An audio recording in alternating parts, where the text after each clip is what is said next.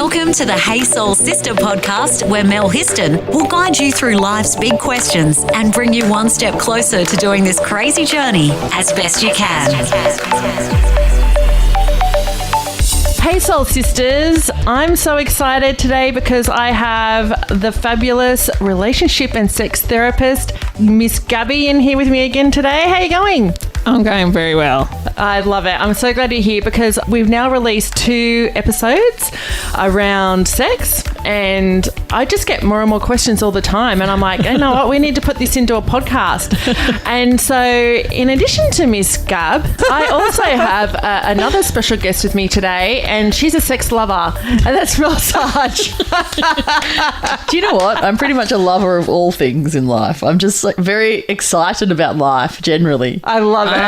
No wonder we get along. Yeah, so Mel has just decided to join us because we thought, let's have a party. Let's have a sex party. Why not? We'll have a sex party. So just a little bit of a recap, Gab. I've never had a sex party with girls, but I'd be interested to. Well, it's probably... Because I think I might have a bit of lesbian tendencies. There you go. Why not? You have more orgasms in same-sex relationships. I've heard that, actually. Is that true? Yep. Really? Is that just because, like, if it's the same sex, you kind of know what? You know what you're doing, yeah. Yeah. Oh. That's so interesting. Is it the same with guys? So women have orgasm 65% of the time with guys and 95% of the time with same-sex partners. Yeah, and 100% by yourself. Yeah. Not necessarily. No. My best friend's always like, well, it doesn't really matter with relationships because we do it best to ourselves anyway. No, bring him to a sex therapist. Get him to learn. Yeah. Oh, there you go. So do you get that a lot? Like that you are actually sometimes when people come to see you, you're teaching them about like how to have sex and sexual techniques? Absolutely. The majority of couples that see me, what they think they know about sex is very little. Really? Yeah, and they've got a lot of unrealistic expectations from porn or God knows where.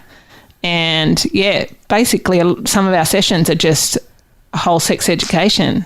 Really? Yeah, how to orgasm, how to do foreplay, how to everything. I know we've talked about this before, like, you know, in Sex and the City, there was the episode where the girls went to the older couple who literally, like, the woman was teaching girls how to pleasure a man. And they literally, I don't remember that episode. They literally did. She masturbated him in front of them all. Are you serious, babe? That's a lot. And then he ejaculated in Miranda's hair. Ooh, yeah, that would be... That's too much. Yeah, sorry, that would be illegal in Australia for a sex therapist to do that. Yeah, right. Yeah. Where there's no hands-on teaching involved with a sex therapist that you see in Australia. If they've got the proper qualifications and governing body, we're not allowed to even send people to surrogates. In America, you're allowed to send couples to a surrogate to practice with. Yeah. Which is like a highly qualified sex worker. And I think that's kind of good. Like if people can't orgasm or they're having some issues or, you know, need to build up their confidence, I think that's great. But in Australia,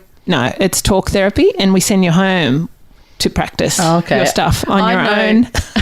One of our podcasts that we produce, Blurred Lines, the guy is a male sex worker. And I've been out for dinner with him once and we weren't on a date. I wasn't a client. Oh, well, he's my client from here. Yeah, he was saying that there was a lot of that goes on. He feels like he's educating a lot of the time. Yeah, I would say so. In Australia, sex work is legal, and so it's really high standard and high education factor involved, and a lot of sex workers do feel like counsellors, I suppose. Yeah.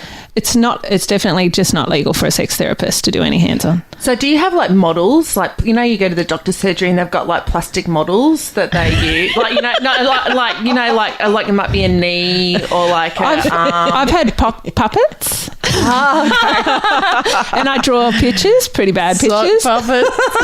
There you go. That's interesting. Yeah. Wow. But of course, I know that you've said before that when people come to you, that quite often it's actual head stuff. Absolutely. Oh, well, that's the thing with orgasming, isn't it? Because if you're in your head too much, you just can't get there. Yeah. Yeah, especially for women. Yeah. And we all have really busy lives and stuff as well, so... I generally send most of my clients to get a checkup with their GP first to rule out any medical factors, any physical factors, because there are a lot of physical reasons why women can't orgasm. This girl that I know, she had a back operation. Yep. And it did something to the nerves, and now she comes in like very quickly and has lots of orgasms, whereas before she was the opposite. Oh, wow. Yeah. So any back stuff can cause orgasm changes for men or for women. That's really interesting. Yeah. A lot of people wouldn't know that. I know. don't know. Yeah. So do they say that when you're going in for back surgery? Or are they like, okay, this is going to fix your back, but it might ruin your sex life? Yeah. Really? Have to, it depends on which area you're getting operated and stuff like that. I get sent people that are recovering from back surgery, and the changes that can happen in their sex life can be really tough. Your friend got lucky, really. Really? Yeah, so did he, apparently. Yeah. But a lot of women just have general stuff that can be easily worked on. The doctors will test for their hormones. They could have depression or anxiety, low body self-image, self-esteem factors. They could have sexual abuse trauma. They could have vaginismus dyspareunia. Vaginismus, you won't be able to insert the penis into your vagina. It'll be too painful. Dyspareunia is pain in other areas of the vagina. When you were talking about women who they've got like a low level self-esteem in terms of their looks and stuff like that, I feel like that's really common. Yes. But this girlfriend of mine said that it's only recently, when she's in her 40s, where she's stopped sex sort of being like a performance for her, because she sort of feels like it's a performance, you know, and she needs to like look and act a certain way and stuff, and that's just gone out the door now, which I find incredible. Yeah, and it's pretty common, and that's why I think they could call us cougars, but we're pretty popular with young men because we're pretty confident about ourselves by the time you're past 40. We really don't care anymore. We just go, I'm going to have a good time, whether you are here or not. Or I'll show you what to do. But when you're younger and a female, there's so much pressure on looks and getting it right, and a lot of young women come in to me and they're worried about how they taste, how they smell. Wow, whether that's their crazy. Partner's going to get RSI because they're taking too long to orgasm. That's bizarre. I honestly I never worry about that. Neither. I never have. I had some great body image issues as a younger girl, but when I was having sex with men, it was just, I didn't really, because like, you know, if you're in a loving relationship and you think the person loves you, and a lot of girls aren't sometimes, true. Or they've been brought up with sexual shame in their households, which could come from, you know, a strict religion, or it could come from, you know, just their parents having sexual shame and passing that on, and then religion. Then they meet guys or hear guys at school make jokes about vulvas smelling or whatever, and they don't, unless you've got bacterial vaginosis. Let's get soulful on social media. Search the Sister Code Facebook page and follow us on Instagram. So I have found recently that because people have listened to our episodes, that people are coming to me with questions for you. And so interestingly, one question that somebody put to me the other night to ask you is they wanted to know what's normal. So she was like, what's normal? She was like, me and my husband have sex twice a week. Is that normal? Is that too much? Is that not enough? She's like, and I think she's like, and she was kind of going to me, what do you think? Do you think that's someone? I'm like, do you know, that's really interesting, because I saw someone recently as well, the same as you, Mel, who was asking the same question. So the husband was saying that he thought it was normal to have sex twice a week, and she only wanted it once a month.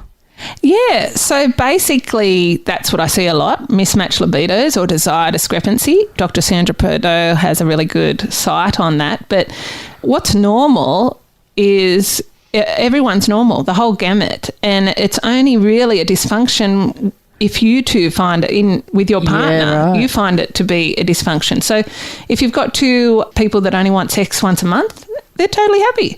You've got two people that want sex every day, they're totally happy. Yeah. It's when you try and get those people together where it can get in the painful cycle called the pursuer-distancer cycle, where the pursuer always feels rejected, unwanted, unloved, and the distancer always feels smothered or overwhelmed or pressured or abnormal. And it's just not true. And that would draw them apart a little bit as well because it creates tension. Yeah, they come in pretty sad and hurt and angry and I can see how that would happen. Absolutely. And especially if people aren't communicating necessarily that very well about it. Well, or if they've got unrealistic expectations. If they have an idea in their head, okay, having sex every day is normal and everyone's doing it except us, you might start thinking it's okay to get angry with your partner and treat them as though they're abnormal, but that's not okay ever. No. So come in and speak to an expert because, you know, it's very normal for women to lose their sexual desire after kids for a whole year.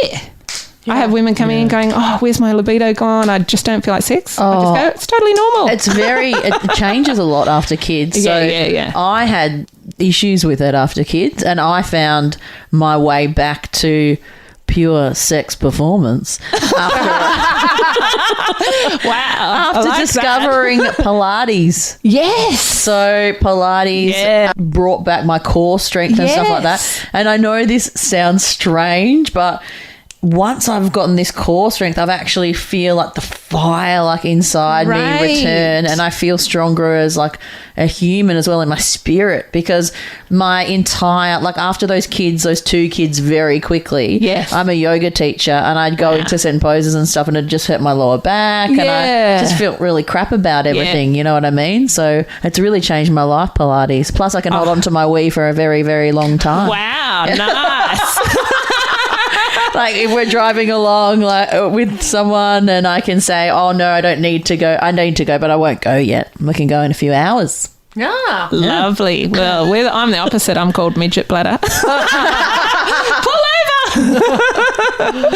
But I used to be. This is what I tell a lot of women when they come in, that the more time you give it to practice self-care, like going to Pilates, eating healthy, getting some sleep, get up with the baby, help her, the more she'll get her sex drive back. And practicing pelvic floor exercises or Kegel exercises, if you're having trouble having an orgasm or getting there or getting in the mood, is the best number one thing you can do. Do you know about those balls that you can get from Honey to Birdette? Do you know about them? Yeah. You put them up there. Yeah. My husband gave me some for my birthday a few years ago. He read 50 Shades of Grey when we were on holidays. He read 50 Shades of Grey, so he went and bought me some balls. Yeah, go shopping in them. How did you like them? Do you know what? I don't know where my balls are. Yeah, I think I've lost them. I've lost mine too. Yeah. I remember this one inappropriate day where my 2-year-old actually got one of the balls and was carrying it around. I was like, oh, no, give that to me. I put it in the bin. Oh, that's hilarious. She's like, Mummy, what's this? Do you know where those balls have been? In my vagina. It's a new toy, Mummy. Same place you were. You came out of. You need a lock drawer. Yeah, true, I do. So, Gab, okay, next question about normal is how long does sex normally go for? Or is there a normal? I can just hear some thinking music. Dun, dun, dun, dun. Again, there's no normal. So, an orgasm can go from 20 seconds to 2 minutes in a female. 2-minute orgasm? Yeah. What? I've never had that. Yeah. I have. Hashtag orgasm goals. Yeah, not all the time. Yeah. What I've noticed is if my hubby and I are kind of a lot of foreplay, taking our time, that sort of thing, then I will have a massive, really, really long orgasm, really long. Yeah. But that doesn't happen all the time because sometimes you're just let's have some sex, okay? Yeah. And just go for it. But then, every now and then you're let's take our time with this. Yeah. Yeah. It's a Saturday night and we've got nothing to do. I wish. I can't wait for those days again. So good. Yeah, so I've really noticed that. The orgasm strength and length is dependent on how long we Is it play. the same for the whole 2 minutes? Or does it come in a trough and... No, for me, it's just kind of just keeps going and going. I'm oh, wow, damn. And I'm still going. I'm still going. Wow, that's amazing. And what I was going to add is that you might be edging, so getting close to orgasm and then pausing and moving back and getting close pausing and moving back, and you're kind of building up that sexual tension. Yeah. So when the muscles do start to contract. It's super powerful, and it can go without the refractory period. Yeah. So some people's multiple orgasms need a refractory period, and some people just have them all in a row. Yeah. So, but it is the foreplay, and tantric vulva massage is, if your guy doesn't know how to do that, look it up. It's Tantric vulva massage. Yeah. Okay, cool. So your partner's probably doing all those things. You're probably doing all those things together, and just naturally. There you go. Didn't even realise. Also expert in tantric vulva massage. Yeah. Pop that on the CV. And so I think as well that, and I think when my friend was asking me about, okay, how long does sex normally go for? I think because sometimes, especially, if people watch porn and that, like they're kind of hammering away for like 10, 15 minutes sometimes. Speaking of hammering, that is just that's the woeful. last thing to get a woman to have an orgasm is hard and fast, which is what guys think they're meant to be doing. So slow and terrible and gentle. Yeah. Before, hard and fast at the end once she's really worked up and lubricated and asking for it, but not from the get-go. The jackhammer. Yeah. No one goes for it. Yeah. So, but that's not, but people would generally not, like that wouldn't be like a normal or No, men's porn is pretty far away from realistic to how a woman's body really works. It's probably better to watch a porn made by women. Yeah. Oh. Yeah. So How do you know? you can Google porn made by women, I think. Interesting. Porn made by women. Yeah. And you can... Layla Martin's got some good videos on how to squirt and have multiple orgasms. She follows Sandal, who's the expert in that. There's lots of videos and stuff out there. OMG Yes is a good website, I think, and O School and Wildflower. Yeah. They show women how to, like, I think real footage of women having orgasms and how they're doing it and how they're getting there. So some women, there's about, I think, 15% of women have never had an orgasm and can't do it for multiple reasons. So definitely they can see a therapist and work on that. Some might not, but only 10% have orgasms easily. So you guys are going really well. Want to fill your soul with more? Go to thesistercode.com. What is an orgasm?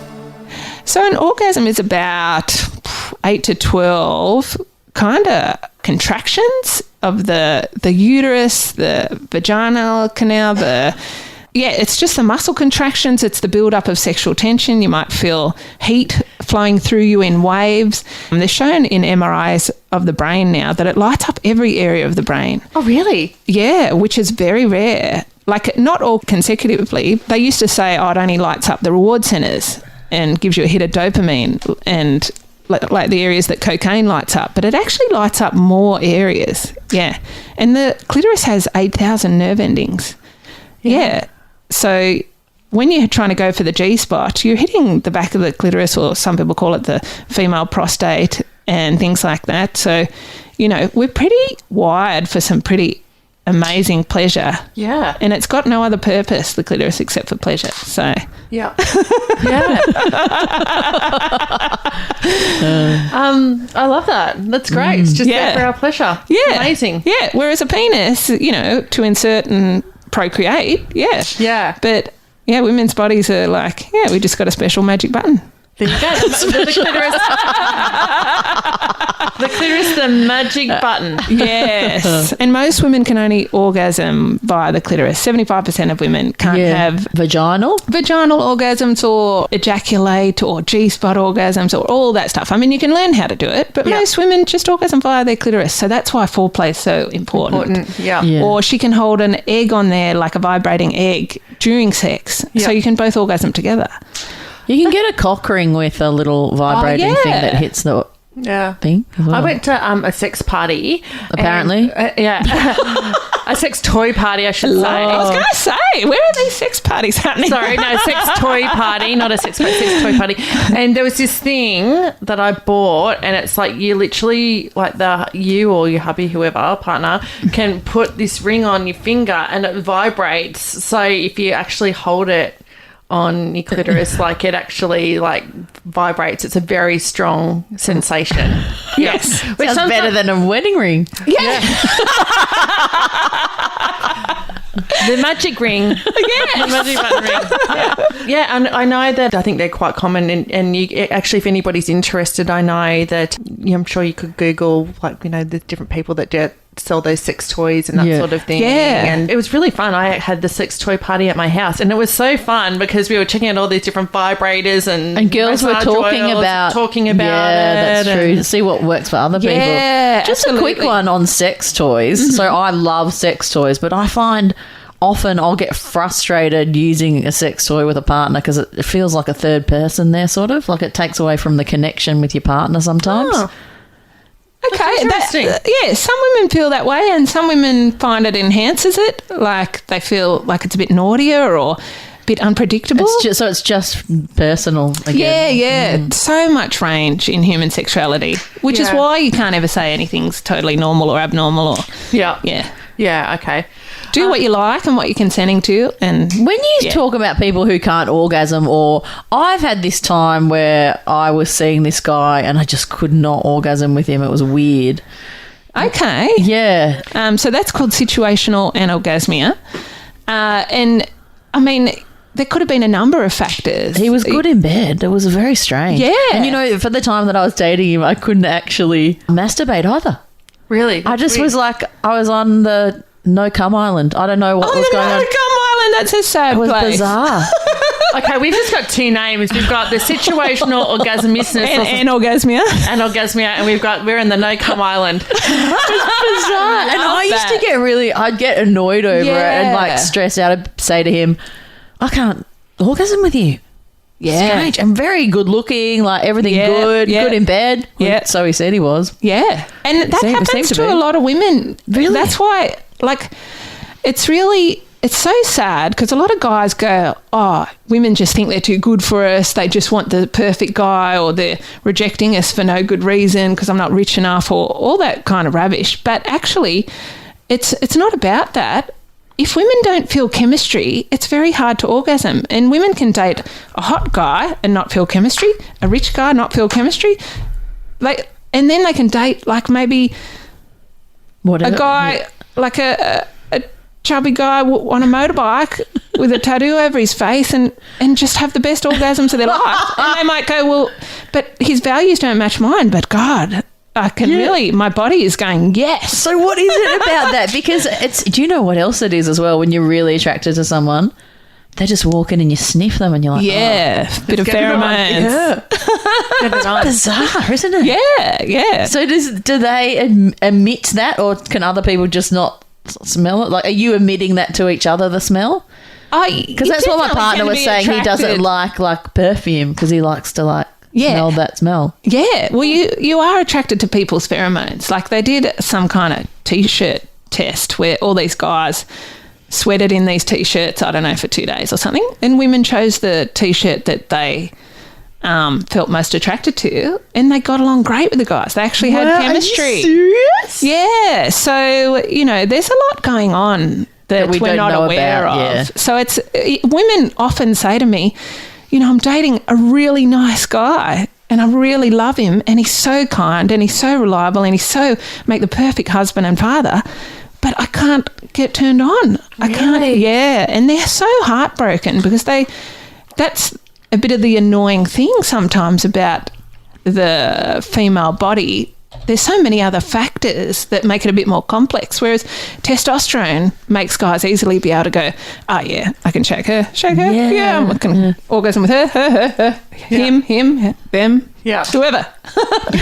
But, some guys don't get that. But generally, for women it can be a bit more complex. Yeah. So you were saying before we started recording that it's something like 65% of women orgasm with their only 65%. Well, apparently 65%. Oh no, women orgasm 65% of the time in heterosexual relationships with a male partner, but they can orgasm 95% of the time with a same-sex female partner, just because a female knows the body. Yeah. I find that really interesting. And as Mel said, you can orgasm 100% of the time with yourself. Well, some women can't, and that's It's interesting that you said as well about there's like Mel and I aren't the norm, like multiple orgasms, like big long orgasms and stuff like that. I have heard friends say they didn't orgasm until they were 30, or my mum once told me I think she told me she didn't orgasm until she was 35 or even 40 or something. Yeah. And we were driving somewhere, I still remember at the time, I would have been early 20s or whatever. Yeah. And I was drinking a Slurpee, I think, and I just spat it all over the windscreen because I just could not imagine. Why she said that. Like I couldn't believe it because my girls' school was very strange, but we all used to get together and masturbate together and stuff like that. Yeah, wow. so all the guys in the world, if they hear this, are just going, you've just gone, Loretto Madawar and Turek doing. And it's the worst. It was like the really like uppity Catholic girls' school. Wow. Turek girls. Love it. Well, that Mama Brighton girls where I grew up, but same thing. Yeah. A lot of married women have been having sex for 10 years and never had an orgasm. Yeah. Really? Yeah. So why is it? Why do some people not orgasm? For the millions of factors I've mentioned, but more like there's sexual shame, there's lack of education. They don't, their partner doesn't know what they're doing. They might have both been virgins when they met. Neither of them know what they're doing or how their body works. And if the woman doesn't masturbate much and figure out how to do it for herself, she's not going to be able to show him, or she might not have a partner who receives feedback well. Yeah. So she might just fake orgasms just to get it over and done with. I feel like faking an orgasm's retro. Like that's something that happened more in the 90s than now. Is it true? Or is it just... Yeah, absolutely. Definitely. Because, it was in Harry Met Sally, the big fake orgasm scene. Yeah. Women are more empowered now and not taking on board any slut shaming or anything like that. Women are going... I deserve to have good sex. So good. Yeah, so they're learning about their bodies and they're having much better sex. So positive. Yeah. Let's get soulful on social media. Search the Sister Code Facebook page and follow us on Instagram. So I have a question for you, and this is a question that somebody sent to me for you. Yeah. So she said that when she's having sex, that she often self-sabotages her orgasms during I've done sex. That before. Because she starts thinking, while she's having sex, she starts thinking about bad things she's done, or that her body doesn't look good, or that she's a bad mother. Her mind just starts thinking all these negative things, and that she then can't orgasm. And she's like, is that common? Because I think she's worried, going I'm self-sabotaging my orgasms, and is that common, and how can she fix that? It's super common. She's best off seeing a qualified sex therapist to help with that because again, the number of reasons. It could be that she's got low self-esteem, or she could have been in an abusive relationship for a long time and feels like she doesn't deserve love or doesn't know how to receive pleasure. She could have been sexually abused as a child. She could have, there's so many reasons to have that negative thinking. And also tired as well. You have to concentrate. Mums mums lose their orgasm, or it's not even sabotage. They'll think, oh my God, I didn't heat up the bottle for the baby. Oh, we can't have sex now. They'll be in the middle of sex thinking that, and then they won't have an orgasm. Just on those principles of stopping the brain and all that sort of thing and relaxing.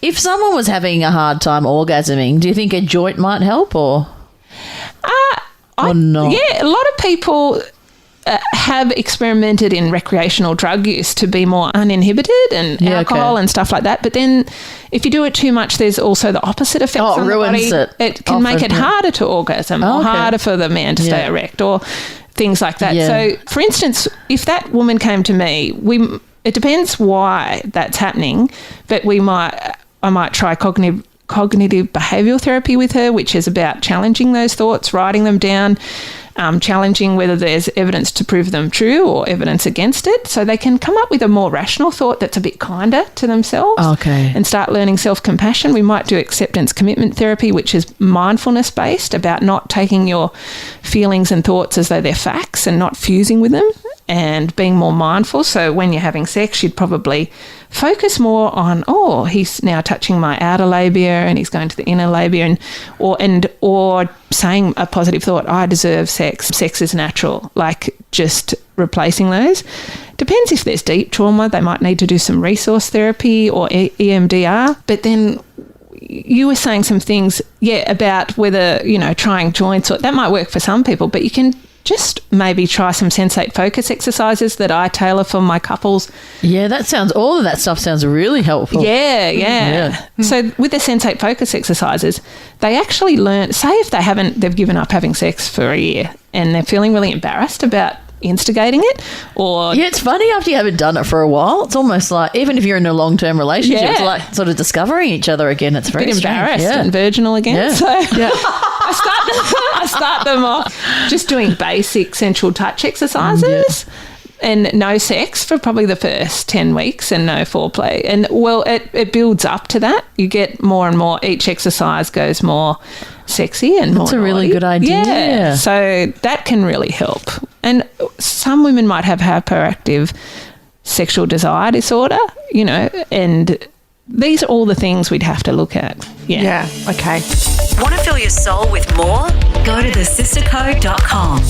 What advice do you give to people generally to keep their sex life alive and active?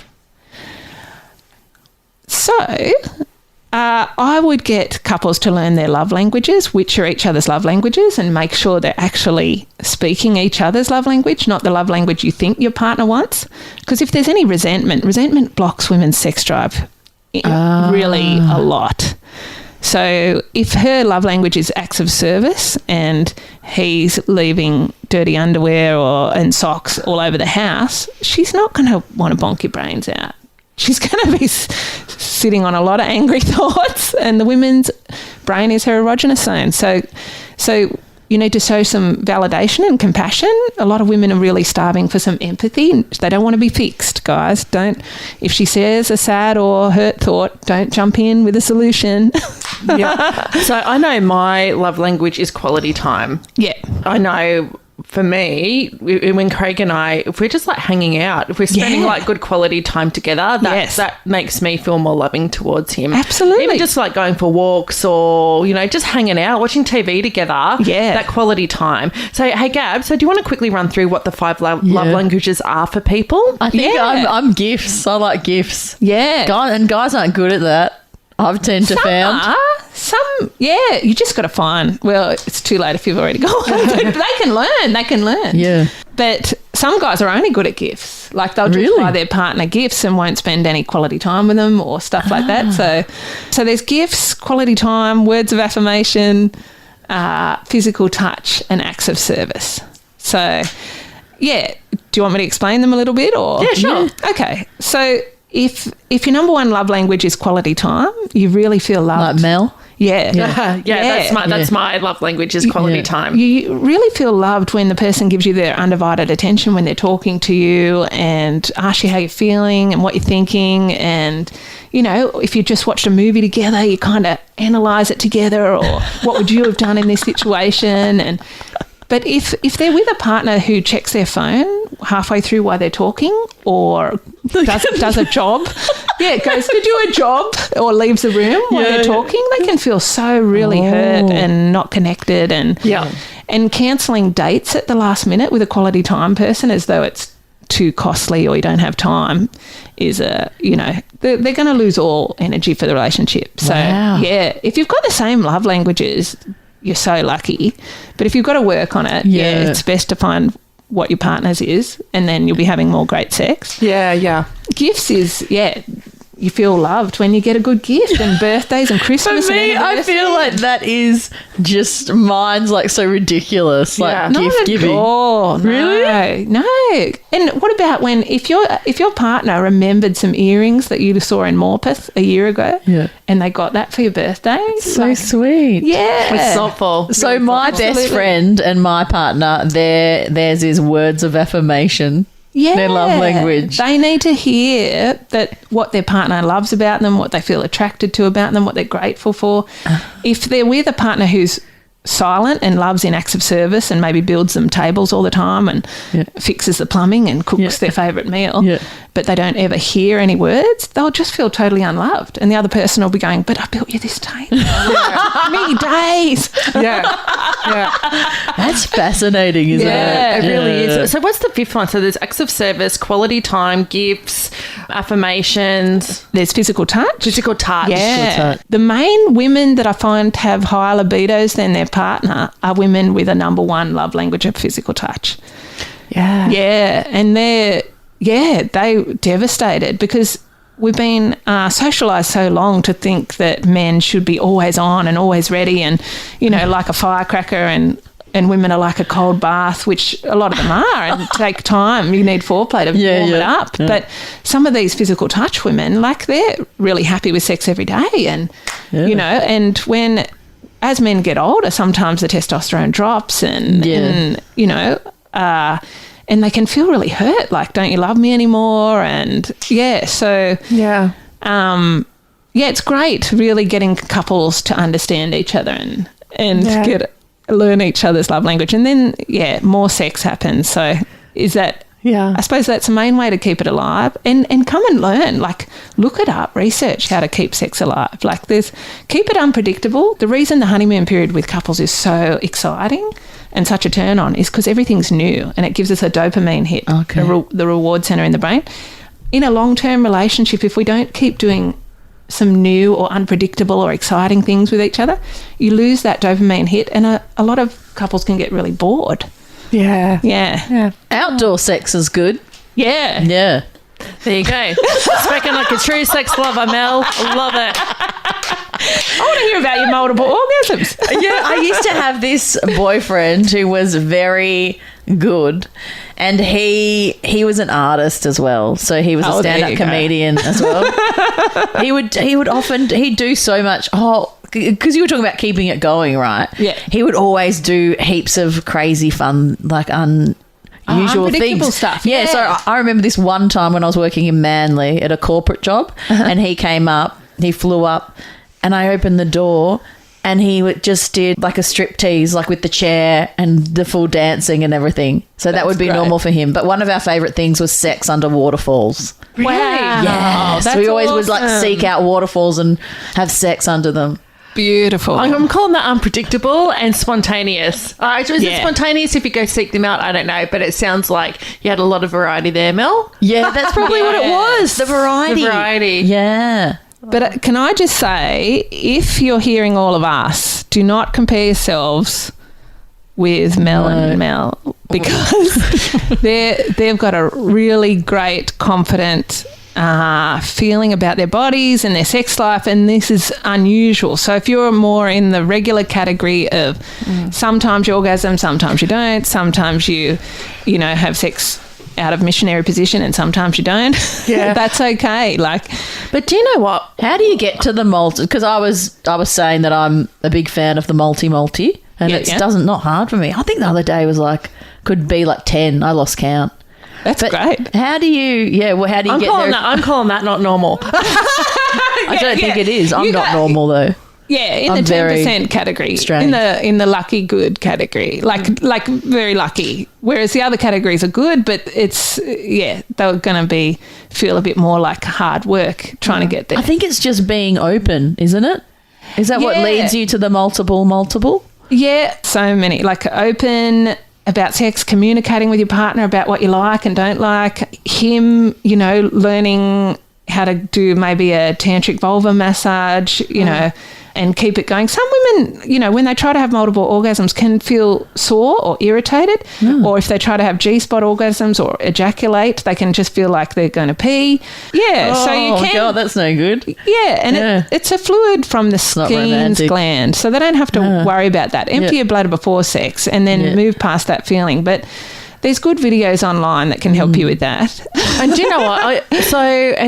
So you said a second ago about Mel and I that we both, sound quite confident with sex. But I would say, do you know what? When I was young, I read a lot of the Cosmo Cleo sealed sections. Yes. Like I really did. Do you know what? Yeah. And I go, so I remember being a They helped a teenager. lot. They really did. I remember being a teenager and I did a lot of reading about the clitoris. Yeah. I did a lot of reading about orgasms. Right. That's really interesting. So I go, do you know what? And I remember reading, and so because I did a lot of reading, in the old magazines, I think that really made me understand What's sex, normal, what's not. And knowledge is power, right? It makes you feel better. Absolutely. And I read something once that I still think about now, and it was like it was in a Cosmo or Cleo, one of them, and they'd interviewed all these guys, and these guys talked about what they're thinking when they're having sex with you. Yeah. And they were all really beautiful things. Oh, that's so sweet. That's awesome. It was actually like, doesn't her skin feel so soft, or she smells really good. Yeah. All these just really beautiful things that men are thinking. That's so sweet. And the whole point of it is that we as women can quite often feel, we think that men are judging us and analysing us. They're like going, I've got a bit of a pot belly, or I've got some cellulite on my butt, or, my boobs are too small.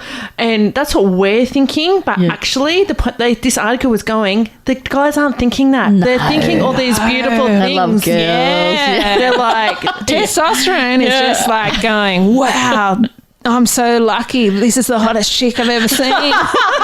Do you know what? We'll be thinking the opposite. Yeah, absolutely. And so because I read so much in my younger years, I read a lot of Cosmo Cleo, and I read a lot about sex, that for me, I would say I am confident with sex. It's because I read so much, and I always remember that article going, you know what? I just assume that that whoever I'm having sex with is thinking nice things about me. Wow, so good. So important. That's why it should be a bit better sex education in schools, because a lot of girls, people don't know. Whoever missed out on that article, like that would be great for all women to know. Yeah, exactly. And also, I think after you have kids, I hear so much from mums about how they feel like they've changed and their libido's changed, and even that scary thing of actually having sex for the first time after kids. But I've had and like I had lots of success with Pilates, but other people say that we do anal sex now because because it's like easier for them to come and stuff like that. Oh, really?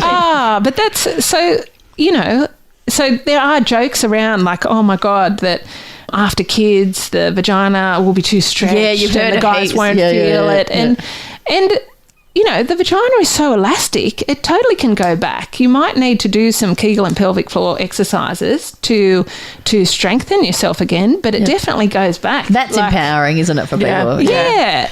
Yeah. So I think we should end on this note. And I think for all women, we need to remember to think good thoughts about ourselves and to know and trust that whoever we're having sex with, hubby, partner, I don't know, one night, whatever it is, whatever that looks like, is that they are actually thinking the best of you and thinking good thoughts of you, because I know that totally changed my thoughts around sex and certainly did makes me go, you know what, he's thinking good things. And this is coming from a woman. When I had my son, I literally have stretch marks from my belly button down. It's all like a really loose elastic that's been stretched to oblivion. I go, it's all wobbly, and I remember my kids go, geez, your tummy's like it's wobbly. I go, that's because you were in there. Yeah. My 4-year-old asked if I was pregnant again the other day. I said, no. Do you know Mummy's just enjoying some butter and cheese lately. I had that once after because you know how your tummy takes a while to go down? Yeah. I went in to get a coffee at my coffee shop after I had my baby, and it was my first outing after I had the baby. And they go, when are you due? When are you having it or whatever? And I was like, I've had it. And the coffee... And I got in the car, and I remember my partner, I just looked at him and they said, they just said, when are you having a baby? And I was like, burst out into tears. And do you know what I love, Mel? You still love great sex. Well, no, your tummy takes a while to go down, and no one tells you all that stuff either, by the way, you know. That's what we should do. One show's sex after birth. Okay, that can be our next sex session with Dr. Gabby. Awesome. Anyway, Soul Sisters, I hope that you have learned a bit today, that maybe you are feeling normal like everyone else when it comes to sex. And if you have any questions, reach out and ask them. We can do another Sex with Gabby and the two Mels. another session, because, you know, the more we talk about it, I think the more we realise that we're actually all just normal in our own ways and doing our own thing the best we can. And if we need a bit of help, we can always go and book in with Gabby, the relationship and sex therapist. Absolutely. You're totally welcome. You can contact me on GabrielleLawrie@hotmail.com because I'm not on the Thrive website anymore because I'm moving. Oh, there you go. I'm moving to Toronto. If you're out there. Yeah. You book in with Dr. Gabby. Yeah. Canada? No. Out of the lake. Okay, we have got lots of overseas 45 listeners. minutes away. So near Newcastle if you're an overseas listener. Yeah. I've lived in Toronto in Canada. It was nice. Oh, I love it there too. Yeah. There you go. Well, thank you so much, Gabby and Mel, and hope you enjoyed this Hey Soul Sisters. Thanks for listening to Hey Soul Sister with Mel Histon. What would help you on your crazy life journey? Email Melissa at thesistercode.com.